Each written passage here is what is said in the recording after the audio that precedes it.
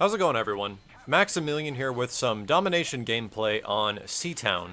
And this one is going to be more focused around the Domination game type and how you can use the map of Seatown to literally control a lot of the areas and kill streaks that are effective, and how Seatown was a map that I really disliked at first, but now I'm ending up liking it a lot more.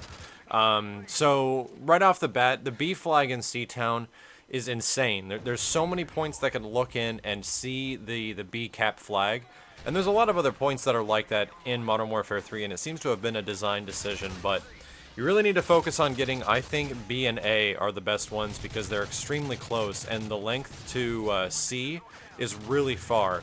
And you'll also notice that I'm using the UMP right now, and the UMP is actually my favorite rushing gun, as well as most SMGs in this game. Shotgun's got kind of a little bit of a buff in a latest patch, a lot of people are saying. But the shotguns seem to be the best with the range proficiency, and I haven't leveled them up enough to do that. Taking out a quick UAV to level up my kill streak, and I'm using the UMP like I was saying with rapid fire. And for some reason, I'm a lot more successful with rapid fire on this weapon than without it.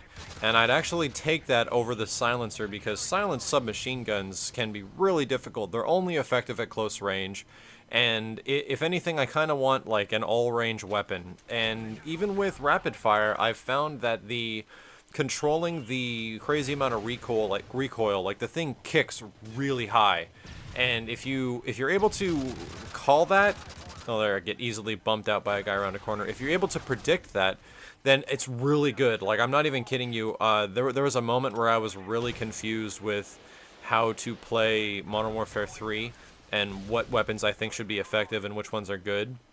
And granted, the Type 95 is an amazing piece of work, and it's arguably the best gun in the game, and it's really good to use. You just have to be on your aim, and it really reminds me of the M16 from Call of Duty 4. Not quite as good, but a little similar. But I like the UMP-45 with rapid fire for rushing around corners, and if you haven't noticed, Seatown has a ridiculous amount of corners, as well as most maps in this game. There are so many moments where you wish you had a gun that shoots really fast, you wish you had a gun that does high damage up close, and the UMP offers for both of those. I haven't tried this rapid fire setup on many other classes yet, like with the MP5. I kind of want to get good with the MP5 just for remembering Call of Duty 4 days. But in general, you're going to be doing a lot of corner rushing and a lot of moving around this map, and that's what I like to do, to quickly cap the flag, get the hell out of there, take your point streak, and then put it up. And I haven't been able to put one up yet, but with the point streaks I'm running right now is Predator Missile, the AH-6 Overwatch, and a Pavelo, and that's because I want to stay mobile. Usually if you get like a Pavelo or an Osprey Gunner, for example, you're put into a situation where you can't control your character and you can't do anything. You can't go about capping flags, you can't go about, moving people around the map, and you essentially hope that your kill streaks will do that for you. And that can be a little rough. On a map like this, I'd say like the Osprey Gunner and the AC-130 aren't nearly as effective as some of these other kill streaks that patrol around. And the AH-6 Overwatch is so freaking awesome because if you're running around, it's literally following you down these alleyways, down these corridors, and as long as there's not a bunch of cover like right above your head, the thing will just absolutely slaughter anyone around it. The sad part about it is that I think it only gets taken down by one Stinger missile, so it dies pretty quick. And I'm jumping on B right now because this cap is really important. B and A, like I was saying, I think is the best, but 2 points is always better than none. And as you see, the Overwatch is just protecting me. It's following me around, and it's saving my ass in many situations. And that's great. Like, I never realized how awesome that would be for a rushing class.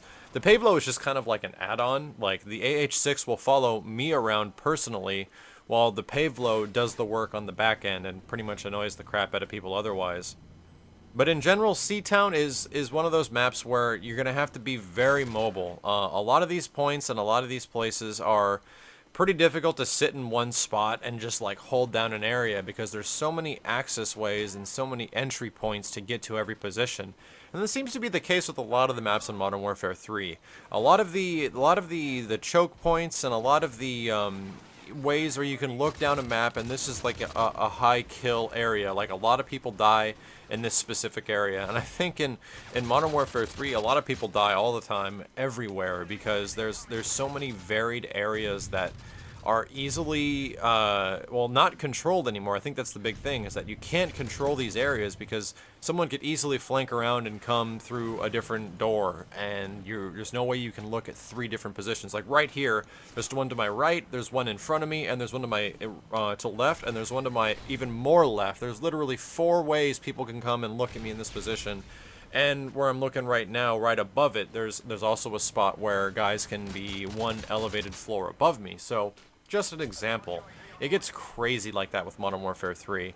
And going into kind of my opinion in general, moving around this game and playing more defensively seemed like it would actually be a little bit better.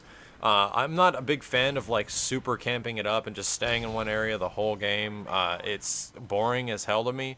But patrolling is what I like to do. I like to surround myself around a specific area where I know the enemy's going to be, and I know where they want to get to, and you essentially take advantage of it. You take advantage of the pathways that are the easiest to get to those locations, and you put yourself in the advantage in those situations. And right now, for example, we know that they're coming to B, and dudes just frequently keep popping into this side. Keep popping through that door, and there should be a guy like right behind me. I guess he's not there anymore. And luckily I picked up another gun, because that's a big problem with the UMP. That thing runs out of ammo freaking quick. And bam, another AH-6 Overwatch. If these things don't get shot down, they're great. They're extremely good. But I found that shooting down kill streaks, and this was pretty early on, so I didn't have stingers yet. Shooting down kill streaks is amazing in this game. Like, being supportive to your team and then being critically rewarded for it. Like, getting other kill streaks by taking out other kill streaks is so freaking awesome, as well as playing the objective. I'm gonna make a later video where this happens in a certain game. I think it's on Village, and it's nuts, man. It goes really well in my favor, and it's because I had stingers, and a couple of times I really needed them. They got me the AC-130. They got me the Reaper to get to later kill streaks. Man, it's so good. But in general, that's kind of how you have to play Modern Warfare 3. It's, if you want to be effective, you can still be offensive, but you can't literally, like, rush into spawn and take out said, like, 12 guys with a Spaz 12, or something along those lines. And I like to call those moments clown cars, where essentially you come up across, like, 6 dudes, like 5 people that aren't aware of your presence, and it's up to you to take them all out without them realizing that you were ever there. And it's hard, man. It's hard to come across a situation like that in this game. And it's hard to say why. Maybe it's because the weapon damage seems high. Maybe it's because the internet latency with the game in general. But those situations are kind of far and in between because of how difficult it can be to take advantage of those situations because of, like, all those factors. High damage, high all this stuff. That pissed me off so much that I popped open the Predator and I tried to get out of it, and a dude walked right in front of me. I can't believe it. But this game is going extremely well, winning almost twofold over the other team, and I'm not too sure how much I've died, but it's gone really well. You can see how effective the AH-6 and the Pavlo can be on a map like this because of so many open areas and alleyways. And it really takes advantage of it. Like, the AH-6, I think, is one of the best rushing kill streaks you can possibly have.